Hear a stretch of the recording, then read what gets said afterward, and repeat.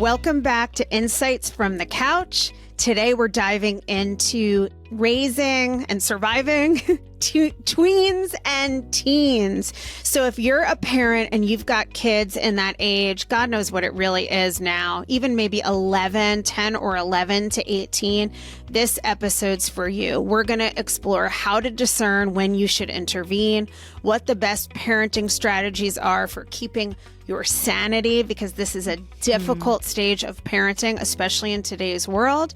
And don't forget to go to our website, insightsfromthecouch.org, to download a worksheet that will help you with tips to survive this phase of life. Let's dive in, Laura. We've got a lot to say about this. Oh my God.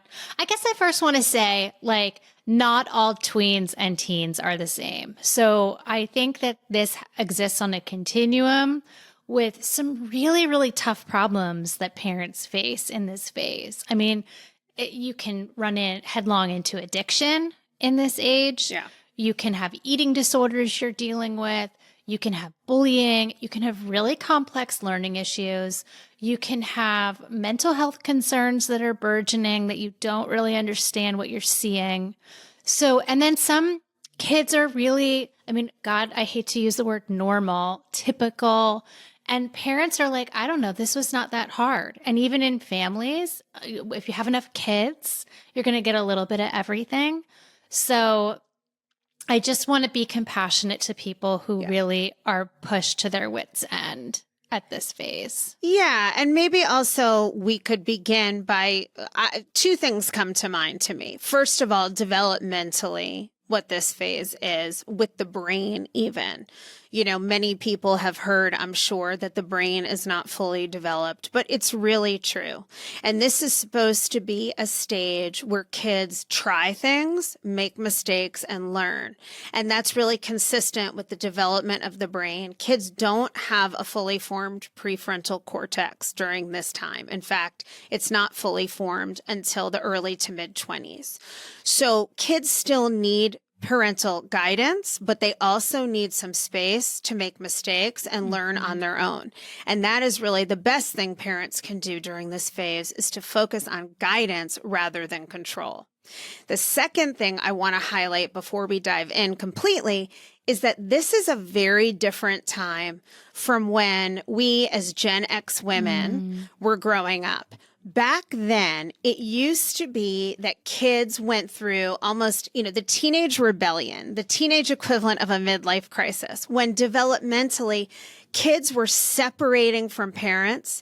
And for many of us with boomer parents, this was just a total rejection of our parents outright. Everything they thought they knew, their culture, we wanted nothing to do with them. We were, sneaking out of the house, making out with boys or girls, or whatever else, experimenting with drugs and alcohol. Sometimes telling our parents to fuck off, or maybe I'm just speaking for myself because I was definitely my most rambunctious and rebellious during the tween years. But in today's world, the landscape has changed. And kids, in fact, one of the bigger struggles is that kids don't really know how to connect. They lack social skills. They're anxious. We know from Jonathan Haidt's book, The Anxious Generation, this is one of the biggest problems. So it's not kids, racing off and rejecting their parents anymore. A stage that was difficult for parents, but we knew would end and kids would kind of even out for most kids. Now it's this anxiety, this lack of social development, and then also the world we live in is scarier than ever, and the problems are really complex and different with AI, with a lack of connection, right? It's social media. Oh, you're depressing me as you're talking. I'm there are so many issues. It's like squirrel. Right. As parents, it's so easy to live in such a heightened state of anxiety of what am I supposed to be doing? Absolutely. And I don't know about you, but my kids are now 21 and Charlotte will be 24 on Wednesday, which blows my mind. But the tween years were harder for me in a way. The middle school years, just like I was, were harder for me with my girls than the teen years. But I did feel in a constant state of anxiety, whether it was they were going to their first party and what was going to go on there. Worries about sexual assault as a mother of 2 daughters. When they first started driving, and I've laughed with you about this a million times, I would follow, because Charlotte was the first, her blue dot down I-4 and literally think I was having a panic attack, picturing cars smashing into her at every mile. I know. So there's a lot, just even in the normal realm, not to mention how do we help kids navigate social media that is hijacking brains for the worse? Okay, there's so much to talk about. I know. Like, where do we start? I mean, I want to start. I love the term, and I say this a lot in therapy, is like, I subscribe, and I think you do too. I feel like we're aligned on this. Yes. To the long leash, large corral theory of parenting. Laissez-faire. Yeah, like I see it as like a huge, there's guardrails. They're like, I'm watching, I'm paying attention, but they are playing at the swimming pool. I'm like checking to make sure no one's drowning. But I am very much allowing all of my kids to be who they are. Yeah. Are you the same on that? Oh my gosh, absolutely. I think that this is one of the tragedies of this time, is that's what's getting lost. And we talked about this before in our episode on like helicopter and lawnmower parenting. Yeah. Parents who not only hover, but the lawnmower phenomenon being remove every obstacle. It's really actually dangerous for your child in the long term because they don't develop any problem solving skills and they can't navigate the world. In fact, let me give one example. Charlotte's going to be 24. Okay. So I believe in this mentality that we're talking about. And yet, as a mom the thing I care about most in this world is my kids. And I think every parent would relate to that, right? Nothing else really matters to me at the end of the day. And in my head, I believe in this. In my heart and in my nervous system, I sometimes struggle with it. Yeah. Even little things like Charlotte's coming to meet me for something this weekend. I've bought her a plane ticket. She has to switch planes. She's 24. I got married at 24. Okay. Yeah. But Same. Charlotte also has dyslexia and ADHD, and I'm not making excuses, but there are things where I worry about her getting to the airport, not seeing the wrong time on the ticket. So I found myself yesterday going like, oh my God, I've got to like figure out all her flights and download her boarding pass. And then I was like, what the hell am I doing? Like, I need to help her, give her a little bit of information, give her some guidance on what to do. Because again, this will be harder for her than it might be for some other 24-year-olds. And then you know what? If she misses the flight, she misses the flight. She's got to learn. And probably if she heard this, which she never will, she'd be like, are you kidding me, Mom? I can download my own boarding pass, right? This is less her lack of capability than my worry. Yeah. And that's the thing, like I remember like when I was growing up, my mom would always like, as soon as you had like a scratchy throat, she's like, you need an antibiotic. I mean, I think my mom thinks like you need an antibiotic for literally everything. For everything. She's like, well, better to know what you lived from than what you died from. Just like she just thinks the antibiotic is the thing. Yeah. And like I always did this thing and she just couldn't stand me doing this with the kids where I'd like see that they were getting a little like under the weather and I would take this wait and see approach. Yeah. Like, will this resolve? Like, is this like a virus-y thing? Or like, do I really need to take them to the doctor because they've got like a raging fever? And it's like, my metaphor is, can you do the same thing with your kids in this phase of life? Can you watch? Can you take a beat and go, I'm not sure which direction this is going to go, but I'm going to stay attuned to it. And have some instincts around what to do next without flooding the zone with like antibiotic or rescue or, preempt. Right. Right. And I think part of it is training yourself because really at this stage, and we want to give you guys some things to focus on as women who are sort of through this phase for the most part, both of us, even though you're a little bit my behind baby's me. 17. Yeah, so you're almost there. Then you're in a way really out of the worst time. But we want to give you a couple things to really think about and focus on, things I wish I knew during that phase that would have helped me, and also just kind of synthesize a couple points. And one of them, I think, is really not to confuse control with guidance. I hear so many parents as a therapist and even out in the world really micromanaging their children. And what we really want to do in this phase is equip them with a good value system and help them, support them in learning how to make good decisions. And if we rush in and make all the decisions for them, whether it's whisking them off to the doctor or setting such hard, rigid rules around things that perhaps don't matter that much, we're going to really clip our kids and hamper their ability to navigate the adult world. Yeah. And I think the how on that is really this Socratic collaboration method, right? It's not because I think that you can get into this cycle with your kids when your anxiety's high, because stakes are high sometimes with kids of lecturing, teaching, preaching. Yes. Instructing and this what you really need to do now is you need to do this and you need to do that. And I can't believe you haven't thought about this. You will get strong-armed by your kid at a certain point. They will tune you out. They will keep you out of their life if they feel too much of this coming toward them. And they won't turn to you in times of need. No, because it's too much. It's too hard.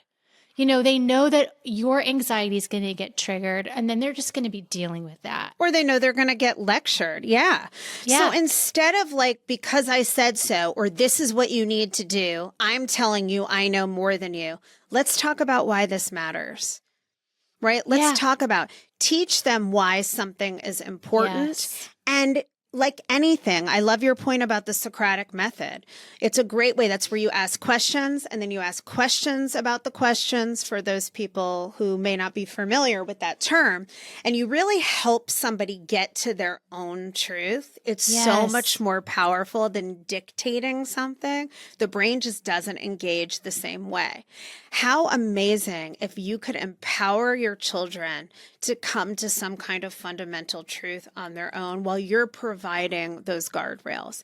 And your best friend in these moments is going to be your ability to listen with non-judgmental curiosity. You are going to just keep your mouth shut. You're going to ask a well-placed question, and then you're just going to fall back and listen with interest. Let me tell you something. I have one little quickie story that you've probably heard. Okay. I will not say which daughter to protect the privacy. But one time during, I don't remember exactly how old she was, but I was in New York with one of my daughters in the car. I have no idea where we were going. And I was driving on the West Side Highway. I will never forget it.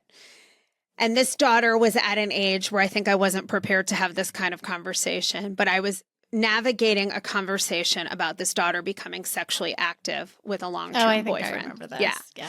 And so I started asking questions because I wanted to see what was going on, make sure there was safety. And I got a lot more than I bargained for. I mean, I heard about orgasms, positions, and I'm driving, and my daughter said these things with such trust and faith and nonchalance. And on the one hand, I'm going, this is so You're great. Gripping the steering wheel. I was gripping the wheel like this. I'm in the left lane. People are passing me, which if you know me, I would never allow to happen. And I'm just like, I'm like, okay, well, so that orgasm wasn't so great, or you haven't had one yet. And I'm just thinking, in a million years, my mother, until she hears this podcast, still doesn't know I have sex and I have 2 kids. What is happening? You're the Virgin Mary. I'm this next immaculate conception. It's just not generationally as common, I think. Yeah. To give explicit details about such intimacies, but you want your kid to come to you with that stuff because you do know more than them, and you are able to discern for safety. That's what's most important. No, I mean, and you can't fake, or you can't construct a relationship that isn't there. So that's such a testament to everything that came before it. Yeah. That she knew she could be so honest with you. Yeah. Because a lot of kids by this phase are hiding their life. Yeah. Mom can't handle this. Mom Yeah. won't know what to do with this. I would be so embarrassed to say this in front of her. Yeah. So I think it's, go back and listen to our good mother episode, because that's where the foundation of this is. Do you provide safety for your kids? Are you interested in them? Do they know that you have their back? Right. And this is where I think the non-judgmental curiosity is key. And let me be clear, and I know this is true for you too. We're not advocating when we talk about long-leash, laissez-faire, and it's not listening. Neglect. No. And it's not a lack of consequences when children make a mistake. This is not to say don't discipline. In fact, one of the problems in today's world is that there's probably too little discipline. But you want to create a space where kids feel comfortable opening up. And if there are consequences, they understand why as much as possible, and they have some agency in their own lives. If I heard something where my kids were breaking a rule, then there would have to be some kind of consequence for that. But I do think because I managed, even though I'm the most expressive person without a poker face, I've listened to some shit that I can't believe I kept a straight face. Where I was thinking, oh my God, I want to take my kid, lock them in the basement, even though we don't have basements in Florida, and not let them out till they're 27. Yeah. I mean, just back to consequences. I think a lot of times when there's a need to punish, quote unquote, it's really that a kid has a lack of skills. Mm-hmm. I have a son that can sometimes get really angry and it cues to me he does not know how to regulate his emotions around certain things. And he's got to get out of my house with some skills, and that's to me what I'm always trying to instill in my kids is when I see these deficits or when I see something that maybe another parent would have an instinct to punish, it's cueing me what do I still need to help them learn? Help cultivate. Yeah. And not in a preachy way, because it's not going to go in that way, but in a way okay, this is still a thing. And in a collaborative way. And I'm so glad. Yeah. And I'm so, right. You're the executive subsystem. You're the parent. This isn't equal, we're besties, but you're there providing guidance, teaching this kid and their developing brain how they're going to start to navigate the adult world. This is what adolescence is supposed to be about. And I'm so glad you used that example, because I was going to say, I was thinking about this. If I could tell a parent of a tween or teen what I think one of the most important things you could do for your children is, it would be to learn to regulate your frickin' emotions and teach them how to do it. And then, of course, that you lead by example. There's nothing, if you can't regulate your emotions. I mean, I have a kid right now that I work with where he can't regulate his emotions and his father can't regulate his emotions. And the two of them are just banging up against each other. But it's how can you teach something that you don't have, in that system? It's just two angry, dysregulated people. Yeah. And I feel I'm so passionate about this for a couple of reasons. One, as a couples therapist, the lack of ability to regulate emotions causes so much chaos. In fact, most of the chaos. And it's hard because couples, are constantly pushing on each other's fight or flight systems. But regardless, the primary task, in my opinion, of emotional maturity and being an adult is knowing how to regulate your emotions. And I say this with a soft spot for any of you who struggle with that, because I struggle with that. I'm a very passionate, emotional person. And in my younger years, I mean, I'm quick to get over stuff, but I feel everything intensely. I used to throw shit, freak out, scream, say things. I mean, there are moments, but I have really learned to manage my emotions to a degree that sometimes even I'm shocked by, even though I was yelling at my microphone as we got onto this podcast. That doesn't count. That doesn't count. But inanimate honestly, objects don't count. Yes. And I feel this is the best skill. And to your point, kids learn the most in a way by what's modeled for them. So if you're lashing out in anger, your kid is learning, and they may also be genetically predisposed to this if it's a trait form of anger instead of a state form of anger.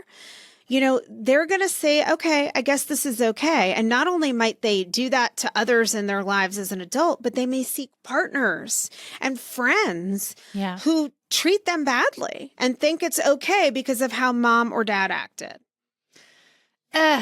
Yeah. I mean, you know what it reminds me of? Like this whole emotional regulation. Have you, back to my long leash, large corral, let's use another horse metaphor. Have you seen The Horse Whisperer? No. Wait, the movie from a million years ago? Yes. And I read the book. Yes. Okay. With Robert Redford. Yes. There's the scene So where good. the horse is traumatized. The horse is freaking out. The Kristen Scott Thomas character is like eager to get the horse under control, right? Yeah. It breaks free from this, like, wherever it is and like runs off into the field. And this is, in this example, that's like the adolescent, like, ah. And the Robert Redford character just like walks into the field and like sits there and just stays like all day till that horse decides like, you're steady enough that I can trust you. I'm going to follow you. And then to me, that's the parent. Can you steady yourself in these storms enough that like that child is like, you got me. It's making you emotional. It is. Because like, it's everything. I know. And it's hard to do. And it's like so few people get that. So few people get a person who can stay that calm and that steady in such emotional moments. The norm is that we ricochet off of each other and then the parent's all frazzled and then the kid feels like, oh, geez. And it's like, I think everybody should watch that movie, that scene, if they would like to know how you're really going to, steady your kid. You got to steady yourself. I am not surprised to see tears in your eyes when you say this, because it is the greatest gift of adolescence to be that steady, consistent presence and to allow your child with that developing brain, what comes with it, that emotional lability. They're going to be all over the place. Their affect, they lack emotional regulation at that place. And some kids more than others.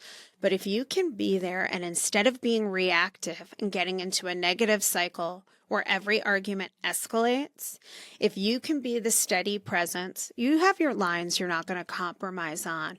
But because they're freaking out, you don't freak out back.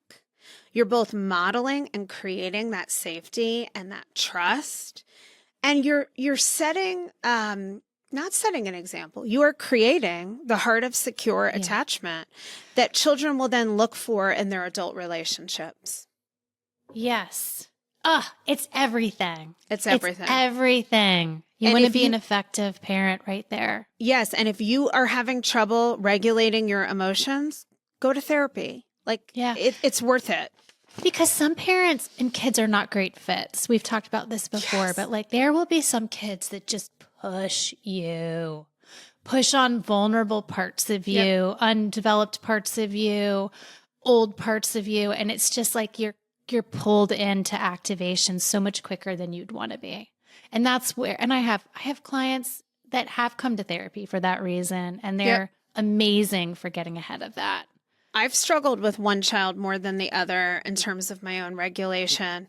Ironically, the kid who's more like me is the one that, it's always like that, right? Oh, we can escalate. So we're super close, but it is just, she pushes my buttons, I push her buttons. Oh, yeah. It's challenging. I mean, I want to talk about like also that it's really confusing sometimes even as a person who's really attuned to their kids. Like I feel like children develop like Polaroids, like the Polaroid photo where it's like you don't know quite what you're looking at as it's drying, as it's setting up. And I see this even like I've had clients where they've missed like that their child had a real serious anxiety disorder. And the kid was very, very angry. Like, you didn't catch this. And the parents were like, we didn't know what we were looking at. And it's very easy as these developmental stages go along to go, oh, this is just this phase, or this just these friends, or it's just this weird school, or they didn't feel this way there.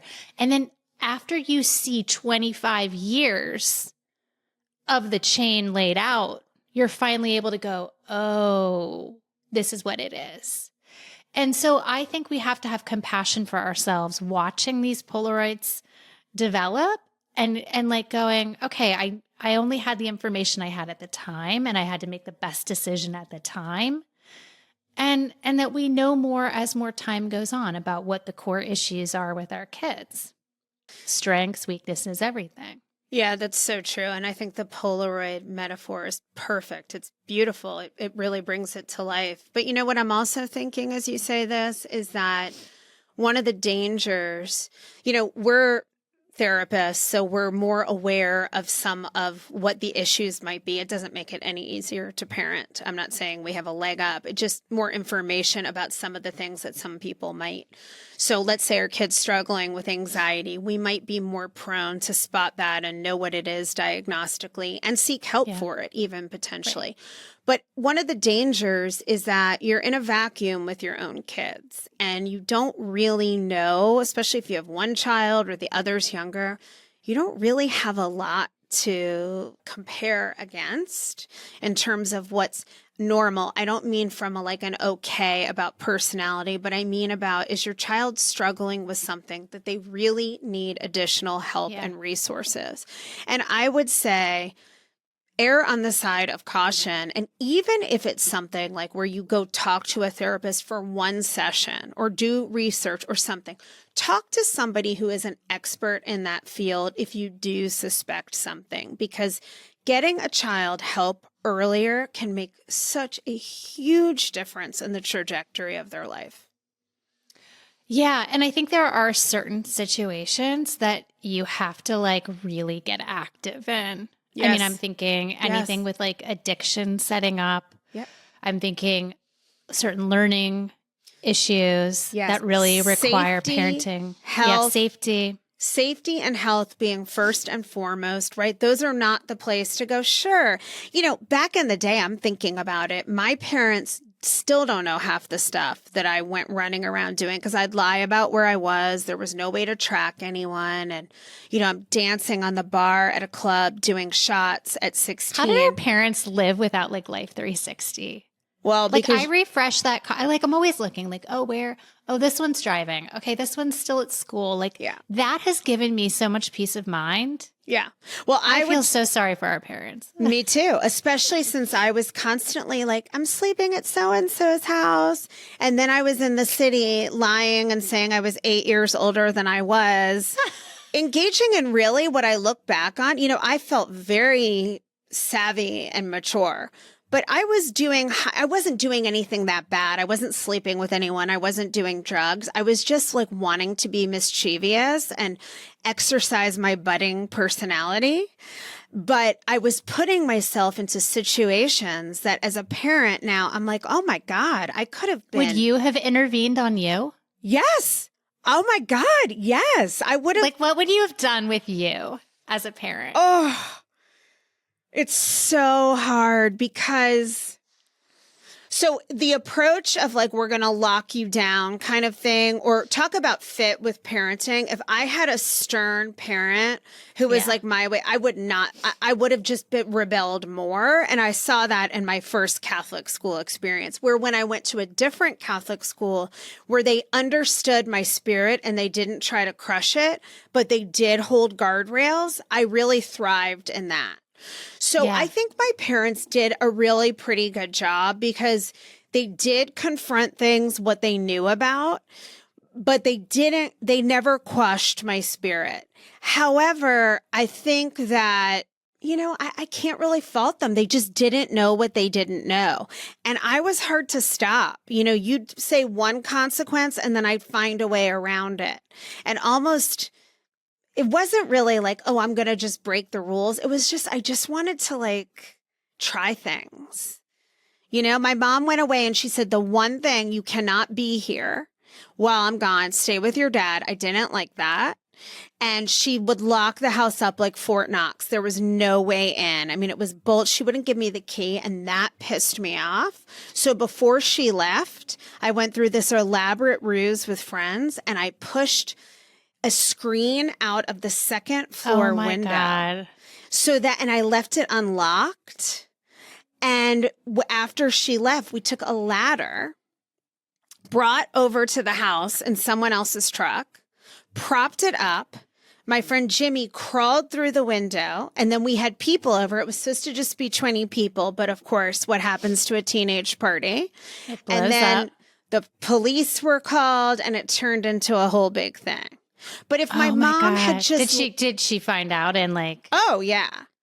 Yeah. So what was that conversation like? Them yelling at me and me being like, well, that's what you get for not trusting me. Oh my God. Yeah, it was a tough one. But the problem is, and this is where I have like empathy for all parents, myself included, is like, you just don't know which way some of these behaviors go. Right. Like, obviously you've turned out just fine. Right. Like you're an incredible adult, but you worry, like, is this the kind of stuff that foreshadows like this could be like having real problems, you know, breaking society's rules, getting into like a dangerous situation. Right. Like, you don't know. And that's the Polaroid of it all. Like, what am I watching right now? So true. And you know what? This is where I think the reality of today's world comes into play too, because not that there weren't serious consequences then. I mean, I could have been raped and killed a million times over. It really, some of the stuff I was doing wasn't good. And again, I was a straight A student. I didn't do drugs. I drank, but socially, never in excess. I drank more as an adult than I drank as a kid. So in a way, I wasn't really that bad, but I was definitely testing the waters, and you didn't know. In fact, a lot of my friends' parents, I think, thought I was like a wild child during that time and might have wondered if I would turn out to be such a responsible, conscientious adult. And the stakes now feel even higher. Like, it feels so dangerous to let your kid roam and do. And part of it is back then we didn't have a choice. We didn't have Life 360. You know, we weren't so involved in college and all of these stages. So now we know a lot, and it feels like our kids can be ruined if we're not on top of everything. That's what I think is so terrifying for people. It is. But also what I don't know if you've heard some of this. One of the guys that I follow is talking about how like kids don't drink anymore. Yes. And that that's not But like they a smoke good pot. thing. They smoke pot, but like they're numbing out, but they're not connecting. Yeah. Like drinking is a little bit different. It's more social.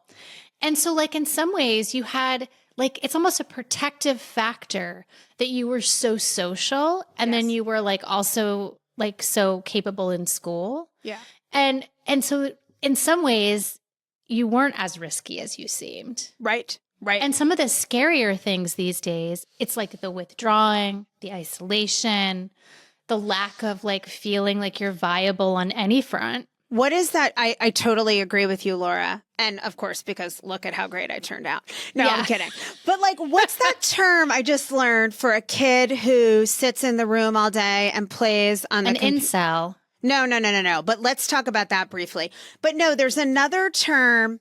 It's something for a kid who's in the room all day on video games, which we know is a thing. And then let's talk about the incel thing for a moment, because the show Adolescence came out on Netflix not long ago. Oh my gosh. And that is a real one of many, not to mention fentanyl, trafficking, right? All of the big scary things that can happen that we really can't troubleshoot for. I mean, you can't be on top of your kid and walk them like a dog on a leash. But Adolescence, and I don't want to give any spoilers, but shows this kid. It's a 4-part show that was shot in continuous form. It's so powerful. The acting's amazing. And it shows this little boy. He's tiny. He's 13 years old. He's so vulnerable. And he's accused of killing a classmate, a female classmate, in a rage. And what we come to find is that there was some bullying going on by this girl, and he really was developing in that incel, that radicalized, angry incel mindset. And you see this kid. The manosphere. Yes. So scary. The red pill stuff and all it's really scary that this is happening to, and so many of these kids, they're not sociopaths. Their brains, their fragile, spongy brains are being inculcated with radicalized ideas that justify violence and anger. And a lot of it is coming from disconnection and technology. Yeah, and it's so good that you brought this up because I'm not heavy-handed on almost anything, as we know, large leash, long leash, large corral.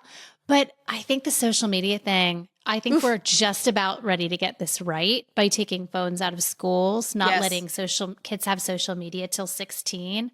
I agree. I actually think that's brilliant. I think we've really fucked with like a whole generation of kids' brains. I agree.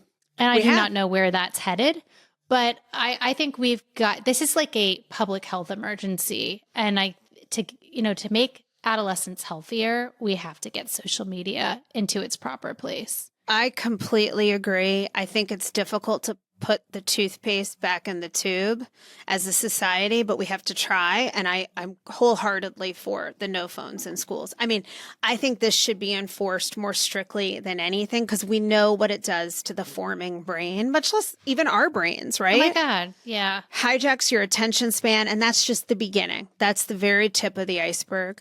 But it's really almost abusive to subject kids to the kind of conditioning and the emotional experiences they have as a result of social media when they do not have the developmental capacity to handle those emotions.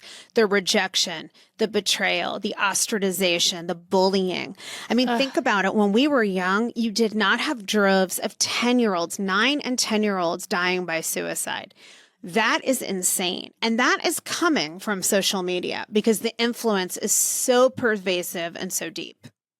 Yeah, it's so potent coming toward you at that age. I mean, I just remember like as a kid, even going to school when like friends would be mad at you. Yes. But can you imagine if that was like the whole world online? Yeah, like being gassed up online where it's all coming at you. Or imagine if you pulled up a screen and you saw everyone's at the party and you weren't invited. Not only do you find out Monday, like we did, oh, they had a sleepover and didn't include me. And they talked about you the whole time. Right. Which that actually happened to me in the seventh grade. Yeah, that's happened to me too. Ooh, and I went to school and I was like, fuck you all. You're going to regret the day that you ostracized me. But it was deeply I wish painful. I'd taken that approach. It took me a couple days to get there. And then of course they apologized and blah, blah, blah. And I'm still friends with a lot of them to this day, right? It happens. Yeah. But imagine that's happening and you see pictures. That hits you on a much deeper level. And what if, like this boy in Adolescence, what if everybody, not only are you being bullied by one girl, but what if everybody's going on social media calling you a loser, calling you names? This kid who was adorable came to believe he was the ugliest kid in school and that no girl would ever like him because that's what he was told in droves on social media. So we have to find some parameters for this. And that just like cued a quick other thought. Yeah. I don't think kids realize, and especially in that like tunnel vision of like, early adolescence on social media, it just feels like your life is over. Obviously that 13-year-old kid's life is not, was just beginning, and he didn't realize that. And that's, a conversation I even had with my 17-year-old recently, where he was like lamenting certain things about his life and like worried about certain things. And I was like, you just don't realize how much runway you have. You don't realize that you're here at 17, but you have no idea where this is going to go when you're 30. Like, do you remember that whole campaign that they ran for gay kids called the It Gets Better campaign? Yes, of course. Yeah. And it was based on the fact that like a lot of like gay kids feel like, oh my God, what's the point? Like, I can't even see a life for myself. So these older people who had like, who are gay, like did these little voice to camera things where it was like, look, it gets better. And let me tell you about my life. And I think that kids in these stages lack vision. Yeah. I mean, and this is where we can serve a little bit as their prefrontal cortex. Giving them some perspective. And I gave my son like a good bit of perspective. I was like, let me just tell you what this looks like 10 years from now. I love that. 15 years from now. And he, you know what he said? He's like, thank you. Because he couldn't come up with that. Yeah. That really helps me as I'm thinking about this because I'm seeing my daughters go through anxiety about getting jobs and careers. And this poor generation, I mean, even Gen X, I was reading an article yesterday that like we've sort of gotten screwed by the current market economy and the dire state of the world in our retirement. But these kids are in this generation where jobs are drying up. It's more expensive than ever.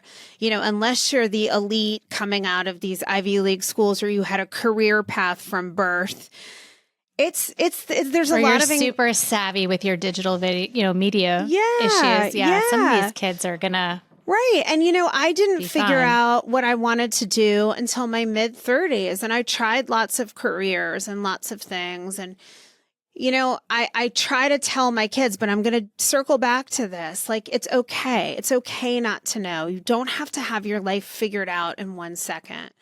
It's okay to try something and it's not the thing. I think there's so much fear of making mistakes with these kids. And maybe that's another polar opposite of how it used to be. We messed up a lot. I mean, I did have some consequences. I got kicked out of a school. Like some stuff happened that was not ideal for me.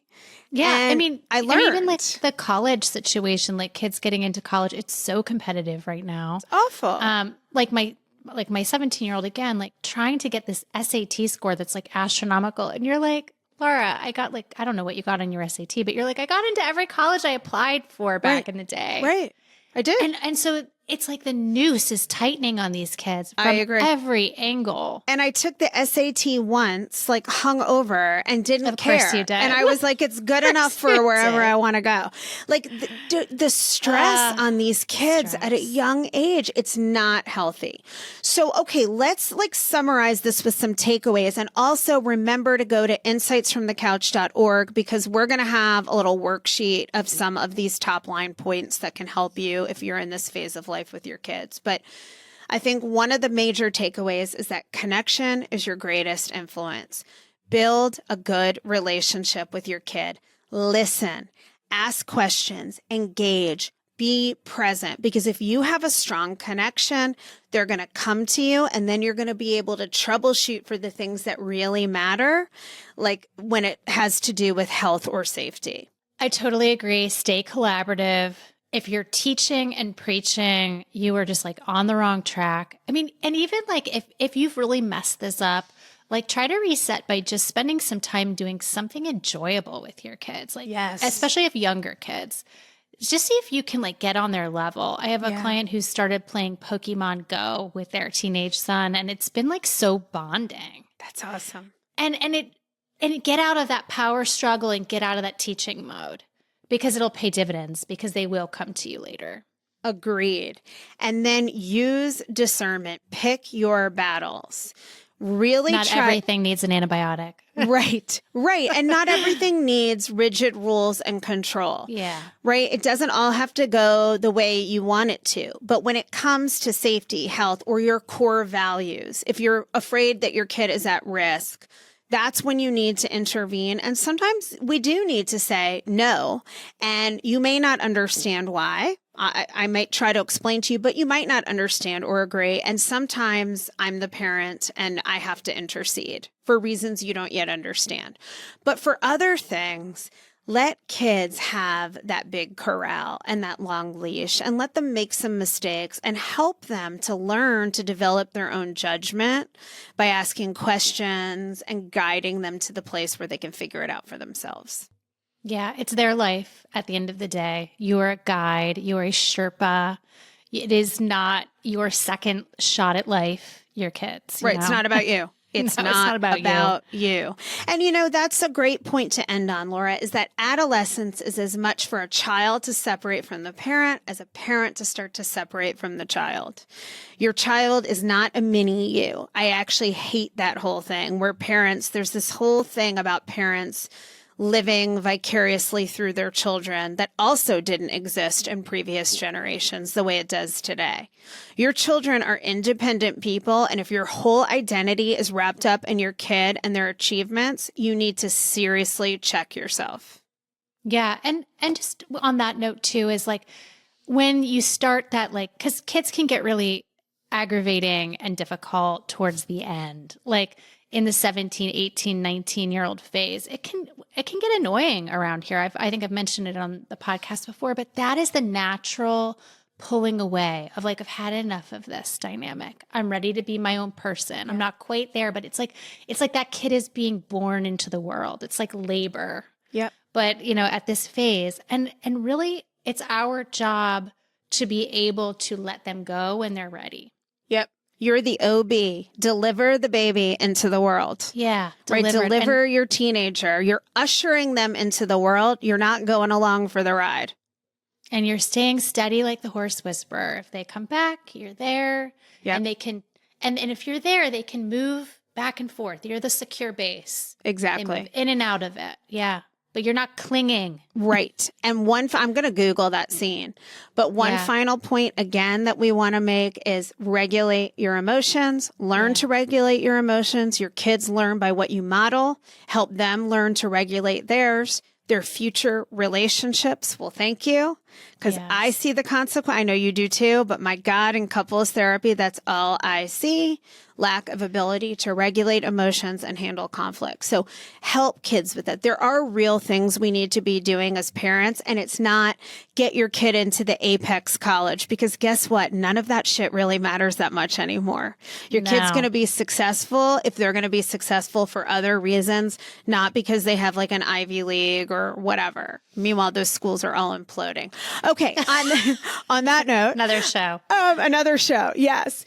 Why the Ivy League is now irrelevant. Yeah. So we are going to have a download on the website that pertains to this episode, insightsfromthecouch.org. We are so grateful to all of you for listening. We hope you found value in this. And if you did, please take a second to go on Apple Podcasts and give us a 5-star review or whatever stars you think we deserve. Leave a comment. That helps our podcast get into the hands of many more people who might benefit from this advice.